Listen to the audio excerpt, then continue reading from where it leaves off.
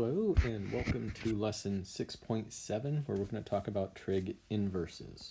Now we've done some inverse trig operations already, especially on the unit circle, previously in solving trig equations. It comes down to doing an inverse at the end. Finding an angle in a triangle, you often use a trig inverse. Today we're going to focus more on trig inverses as functions. So instead of just operations or ratios, actual mathematical functions. We'll touch on notation a little bit, and we're going to have a bit of a discussion on range.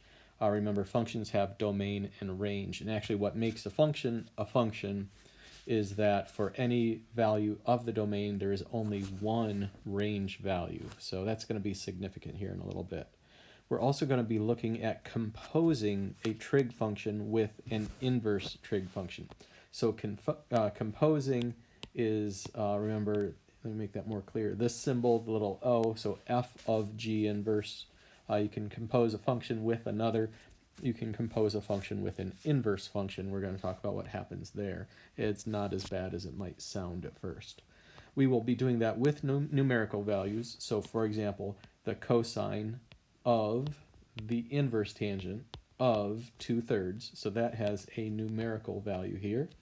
And then we're going to do it also with just variables. So like the tangent of the inverse secant of x.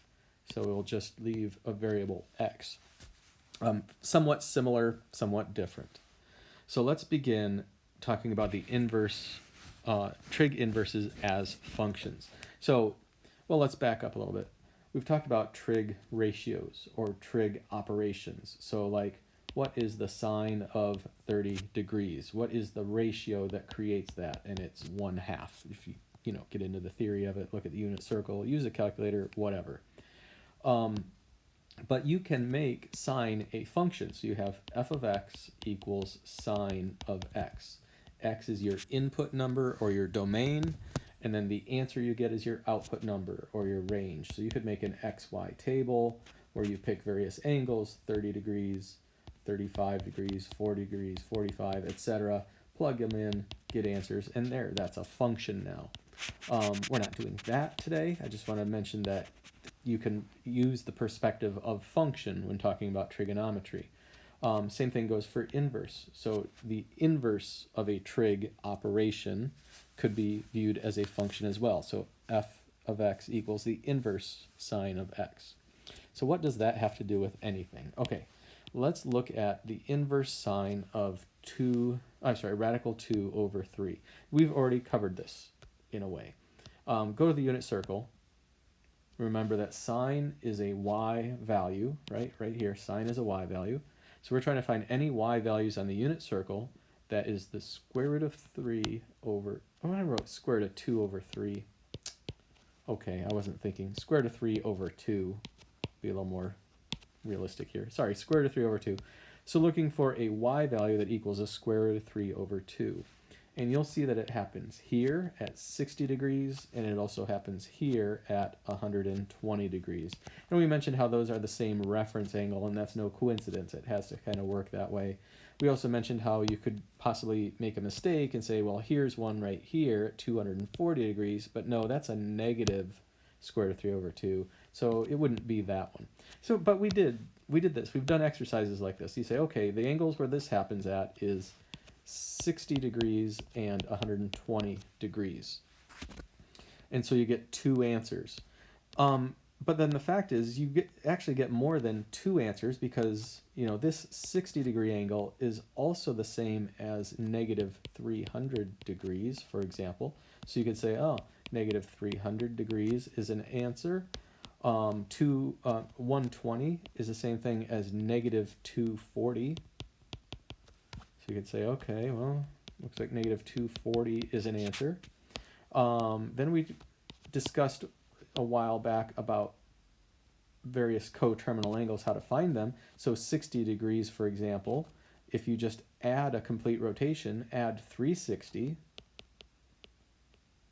you get 420 degrees. And then 120, if you add 360 is what, 480. And then you could add multiple rotations to either one of those, and you end up with infinitely many solutions. So, in one respect, the inverse sine of square root of 3 over 2 has infinitely many solutions. So dot, dot, dot, right? When we did exercises on this a while back, I asked you to only give me the answers that were on the unit circle. So 60 degrees and 120, or maybe I asked you to do them in radians. Pi over 3, 2 pi over 3. Those are the answers. Done. Move on to the next problem. Well, if we're looking at an inverse as a function, this would be, square root of 3 over 2 would be our input number, or our domain value. Maybe, could I spell domain right? That would be good. The answer you get is a range value, or an output. But to be a function, any one domain value can only have one range value. So, which one of these infinite answers is considered the one range value?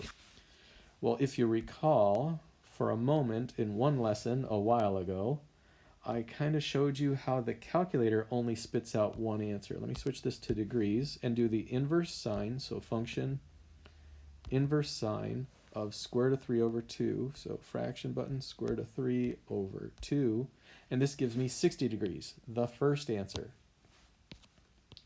So you could have this general rule, oh, the first answer is the answer. Maybe that would be a good rule to go by.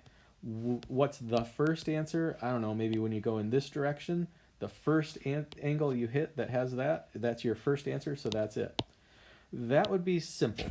That would be great. I would love it if it worked that way, but it doesn't. And this goes, you know what? There's reasons. I'm just going to leave it at that. There's reasons why it just doesn't work that way. There are 6 trig functions. There are 6 inverse trig functions. Each inverse trig function has a rule as to which of the infinite answers counts as the specific functional answer. And that's summarized in this table right here.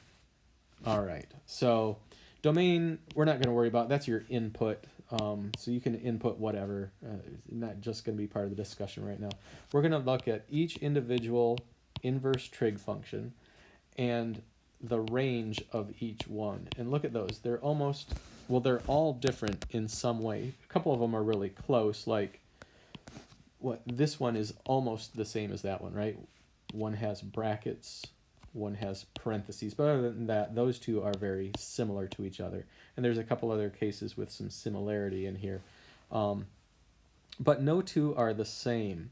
So it looks pretty complicated. Okay, so for, like I said, reasons, it has been determined that when you do an inverse sine, your answer has to be between negative pi over 2 and pi over 2. So to complicate things even more, it's in radians, not degrees. So let's look at the unit circle. What is negative pi over 2 to pi over 2?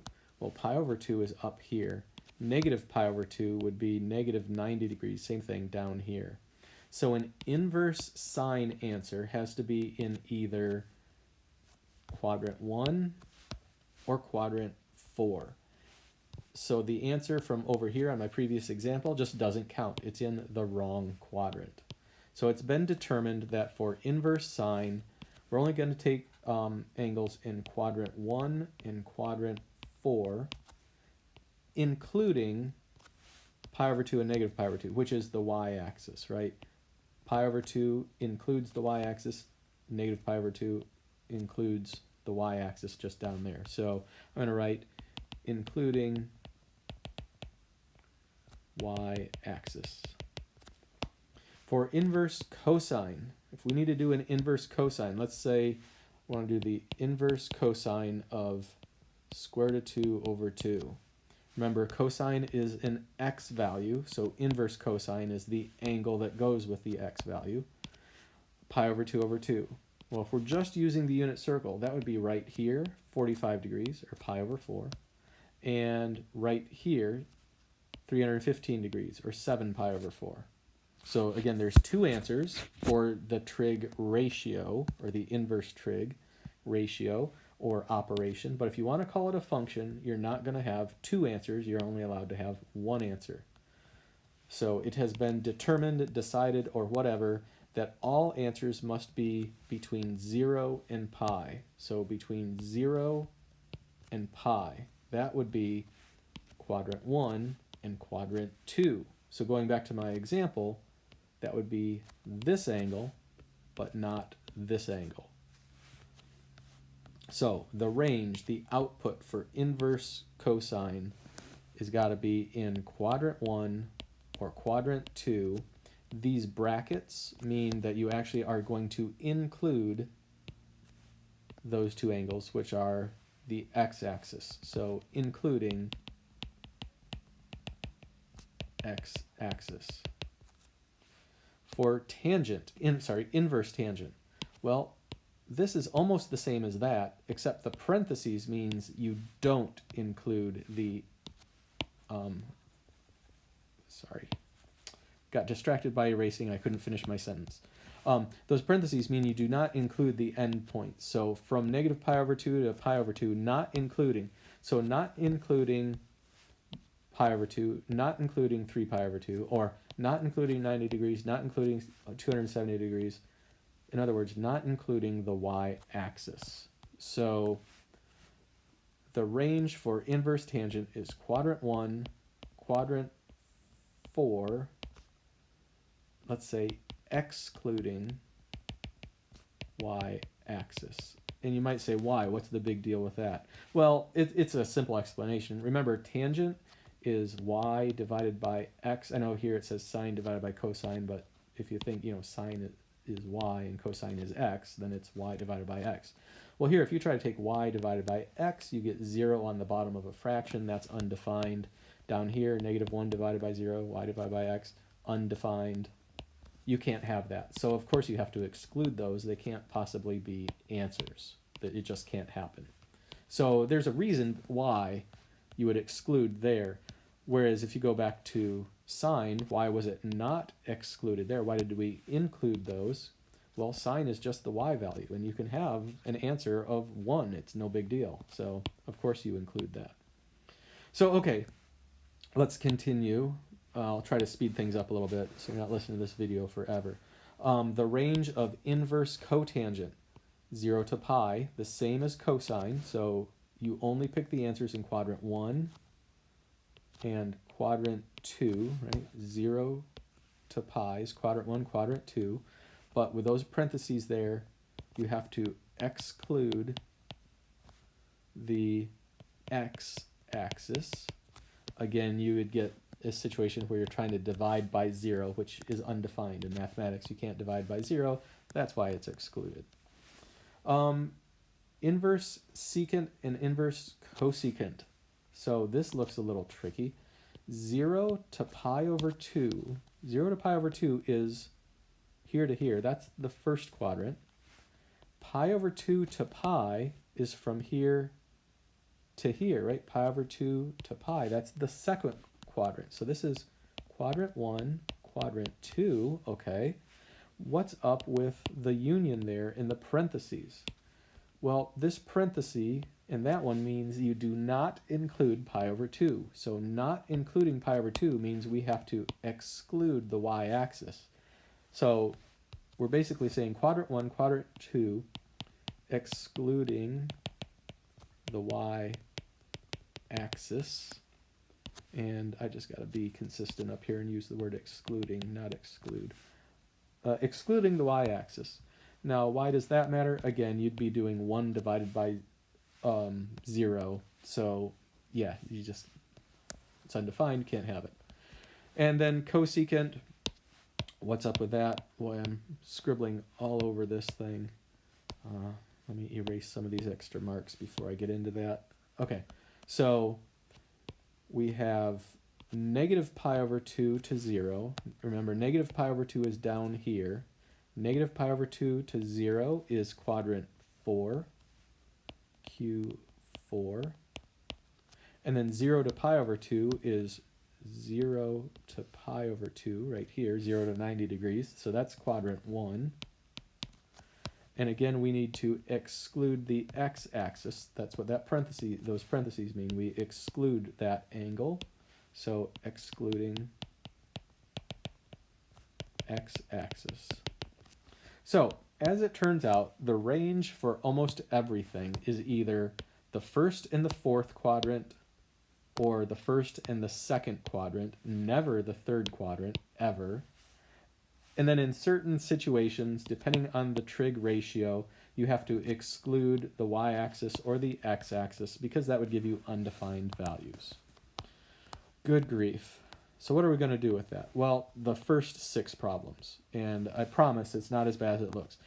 In fact, I've only thrown sine, tangent, and cosine at you, so we're not even going to do today these 3, the other 3. We're just going to do the main 3. So let me erase my scribbles and start here. Of course, I'm going to do the evens, ask you to do the odds, and please answer in radians. Okay, so number 2. What is the inverse sine of square root of 2 over 2? Remember that sine is the y value on the unit circle. So find a y value on the unit circle that's square root of 2 over 2. I can see one right here, and there happens to be another one right there. But because we're calling this a function now, we're being more specific, not just a ratio. We don't count both answers, we only count one. So for sine, we only count answers that are in either the first or fourth quadrant. So we're only going to count the answer in the first quadrant, which is pi over 4. So the answer to this is pi over 4. That's it. It sounded really complicated probably when I was going over all this, and I skipped some stuff too. I'll probably get back to that in a minute, but when you see how you actually do your homework, it's not going to be tough. Number 4, the inverse tangent of 0.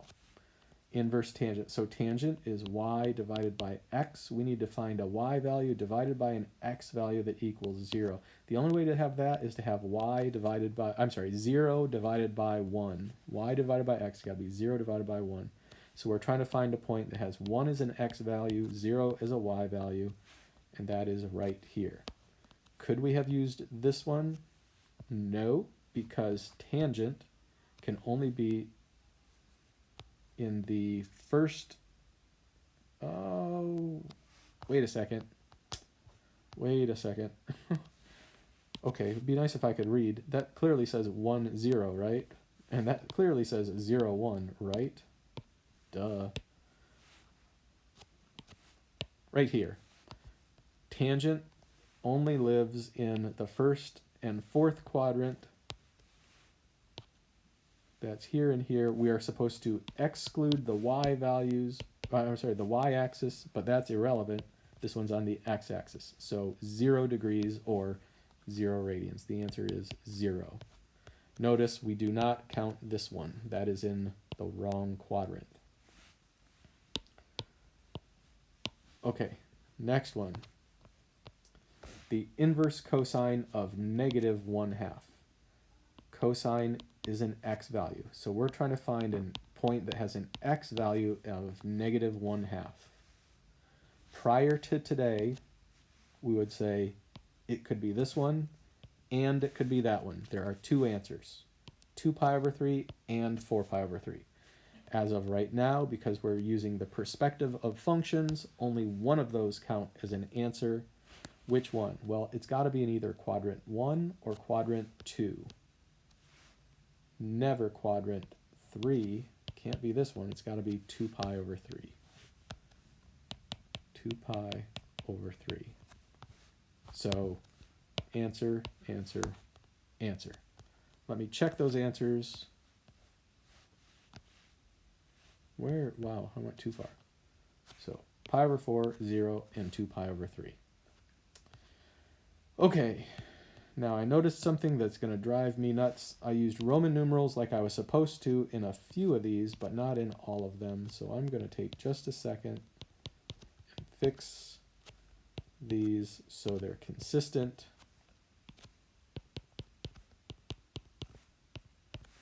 Good.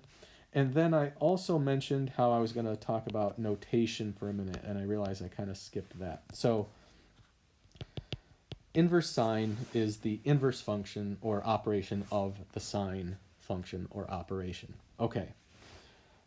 Some textbooks use a lowercase s to represent the concept of inverse sine as a ratio and a capital S to represent it as a function, meaning that when there's a capital S, you know there's only one answer. When there's a small s, you can count more than one answer. So that's a thing. Also, and you might see this in other books or on a calculator or something, the inverse sine is frequently called the arc sine, and the inverse cosine is the arc cosine, and the inverse tangent is the arc tangent. Could secant, cosecant, and cotangent be the arc secant, arc cosecant, and arc cotangent? Possibly, off the top of my head, a little hazy. I'm not sure if they do that or not. But anyway, if you ever see arc in front of a trig abbreviation, it's the same thing as inverse. I don't know why there are two formats or ways of doing the same thing, but there are. Similarly, in some cases, the lowercase means the general concept, whereas if you capitalize it, you're referring to it as a function where there would only be one answer. So arc cosine, arc tangent. Okay, so I'm not going to mess around with all these alternate notations. I'm not going to put you through that, but be prepared as you go on from here in college or wherever. You might see arc means the same thing as inverse. You might see capital sometimes, lowercase others. If you ever see the capital, that pretty much is going to mean function versus ratio. Okay, since that doesn't really affect our work today, I'm not going to dwell any more on that. So the first 5 problems, you're going to use the unit circle. It's going to be the same as other homework we've done, but you're not going to list multiple answers. You're only going to list one answer. And if you're confused as to which answer to use, look at these notes here. All right, moving along. 7 and 8 are stupid easy. Basically, it's this. What happens when you compose a trig function with its inverse trig function? Well, inverses cancel out, and you just get that answer. Just like if you pick any random number and then add a number, subtract a number, cancel out, you get the same number you started with, same number you started with. So yeah, there's not a ton of these on your homework. It's obvious, it's a gimme. Compose a trig function with its inverse, they cancel out. Your answer is just the number that's given. So can you tell what the answer to number 7 is going to be? I hope so. Do I need to scroll down and check number 8? I shouldn't need to, but I'm going to because I try to be consistent. There we go. All right, the rest of these. Now, look, you see there's a triangle drawn in every one.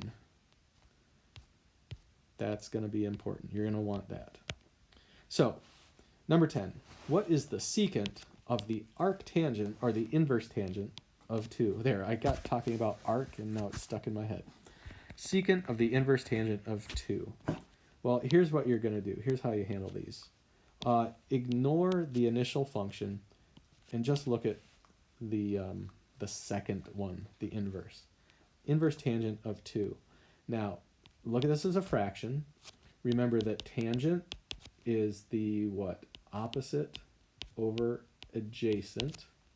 So that means that if we look at this as a fraction, 2 is the opposite, 1 is the adjacent. Opposite and adjacent of what? Well, theta, you got to pick one angle and call it theta. I'm going to pick that one. I'm always going to do the lower angle. You can do the upper angle if you want, but I'm just going to be consistent. So the opposite is 2, the adjacent is 1. Cool? All right. So having done that, we used that to set up the triangle. Now we need to focus on the first trig function that's given, secant. Well, secant is the hypotenuse over the adjacent. So to answer this question, I need to take the hypotenuse and put it over the adjacent. So I guess I need to do the Pythagorean theorem. 1 squared plus 2 squared equals c squared. 1 plus 4 equals c squared. Shoot, I'll come up here. 5 equals c squared. C equals radical 5. Right on? So, hypotenuse over adjacent becomes radical 5 over 1, right? Radical 5 over 1, which is just radical 5. The answer to number 10 is the square root of 5, or radical 5. And there it is. So it's like this. The inverse sets up a triangle, and then the original or the initial trig function is what you're looking for. So how am I going to set up the triangle? Well, this is the opposite. This is the hypotenuse, right? The definition of sine is opposite over hypotenuse. So the opposite is over here. The hypotenuse is right here. Cosine is what we're looking for. That's adjacent over hypotenuse. So that's going to be something over 3. My adjacent is unknown, so I'm going to do the Pythagorean theorem to figure it out. A squared plus 2 radical 2 squared equals, let's wrote c squared, but 3 squared. Oh my goodness, I am doing terrible. And I think I'm going to need a little more room to write this out, so I'm going to carry it up here. And let's go. So 2 squared is 4. Radical 2 squared cancels out. That's times 2. 3 squared is 9. A squared plus 8 equals 9 minus 8. A squared equals 1. Square root both sides. A equals 1.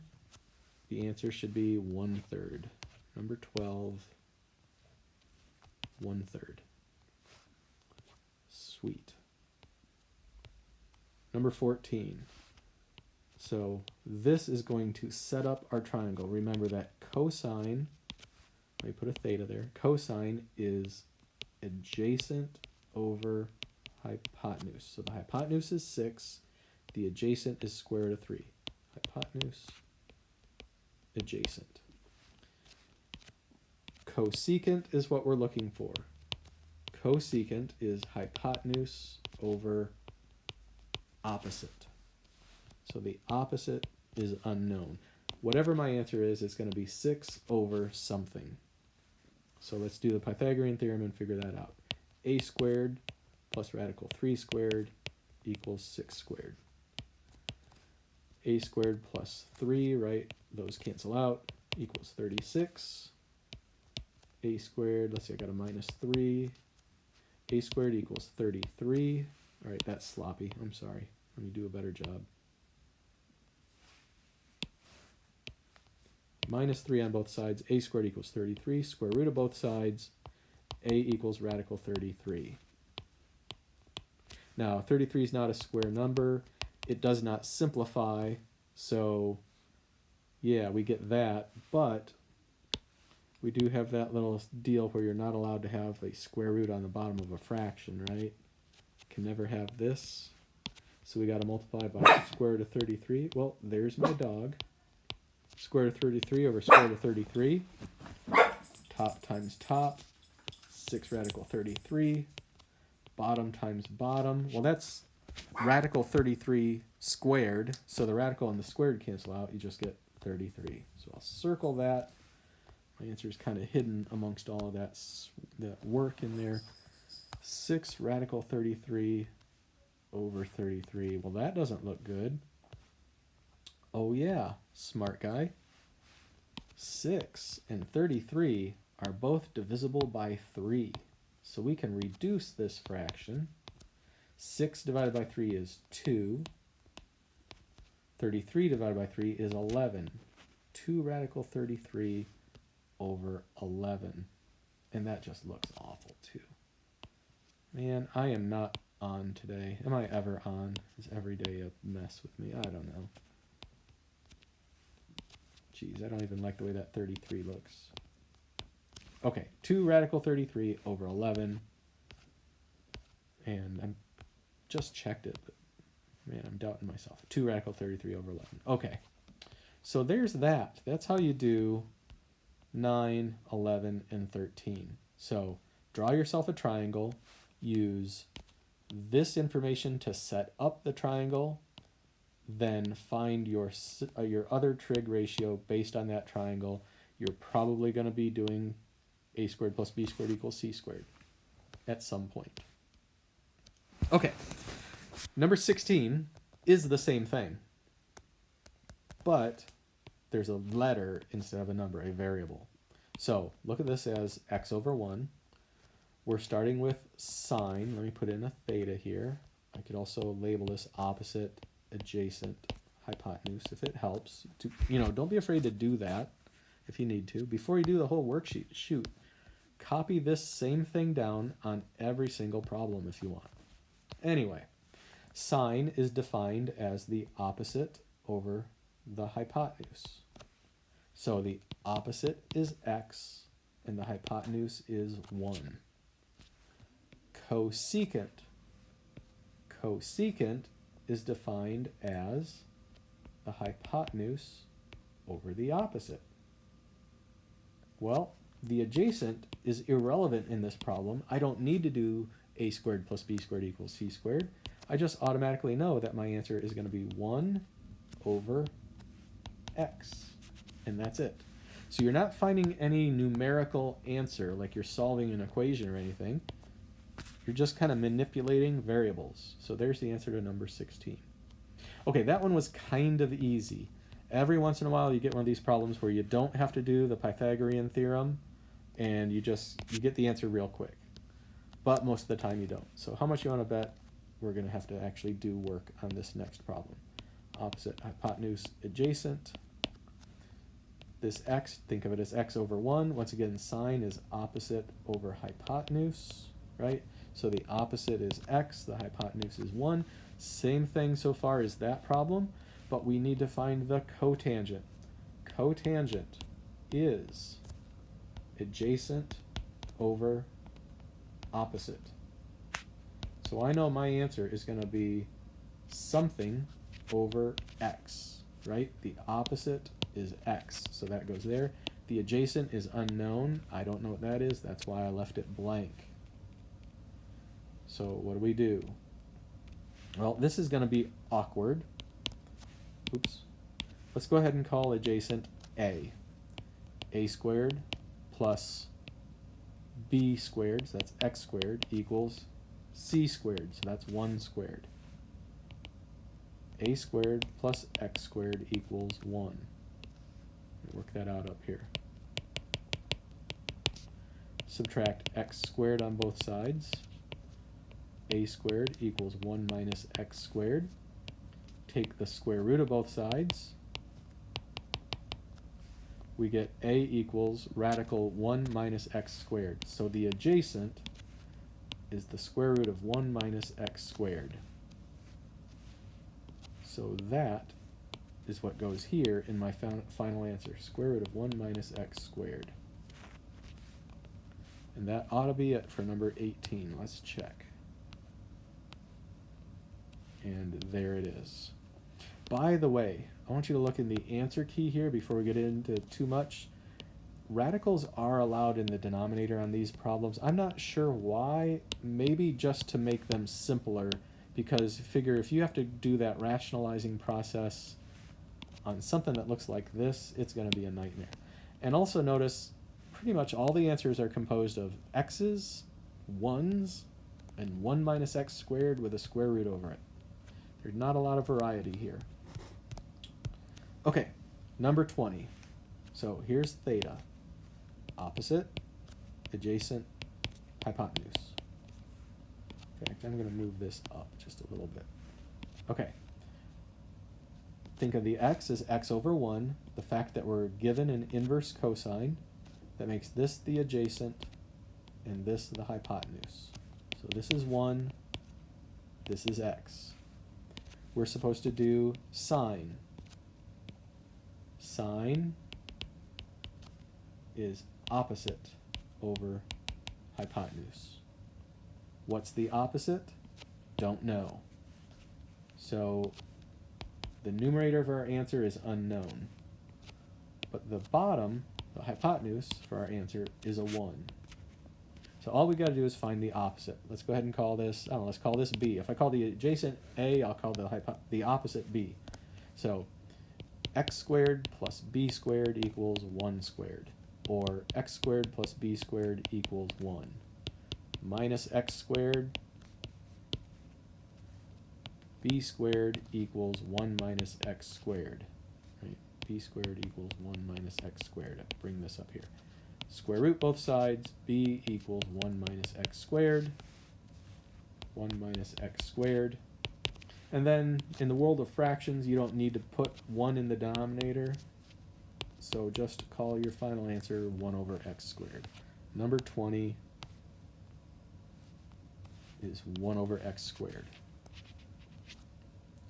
Let's do number 22, and we are done. Again, call something theta, opposite, adjacent, hypotenuse. I'm going to move this up a little bit.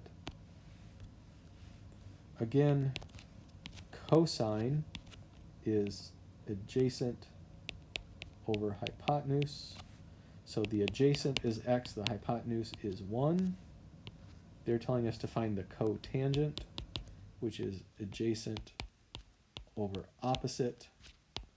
So that means my adjacent on top is going to be x. What's the opposite? I don't know. X squared plus b squared equals 1 squared. Well, didn't I just work this out already in the previous problem? Yeah, so I'm going to save myself some effort because I know that b is going to work out to be the square root of 1 minus x squared, which means this is the square root of 1 minus x squared. And that, as they say, is that. Again, we are allowing a radical in the denominator. If we weren't allowing a radical in the denominator, next you would have to do this and simplify that. And look, that's well within your capability. You can do this. There's no harm in it, but you don't have to, so let's not dwell on it. All right, hopefully that makes sense to you. I feel like I've really gone on and on and on. There was a lot of detail early on. If you have any questions, please reach out to me. I'm really happy to help people. I love to set up the Google Meets and actually talk with students. Life is boring right now around the school, so let me know if there's any way I can help you, okay? Otherwise, good luck, and I'll talk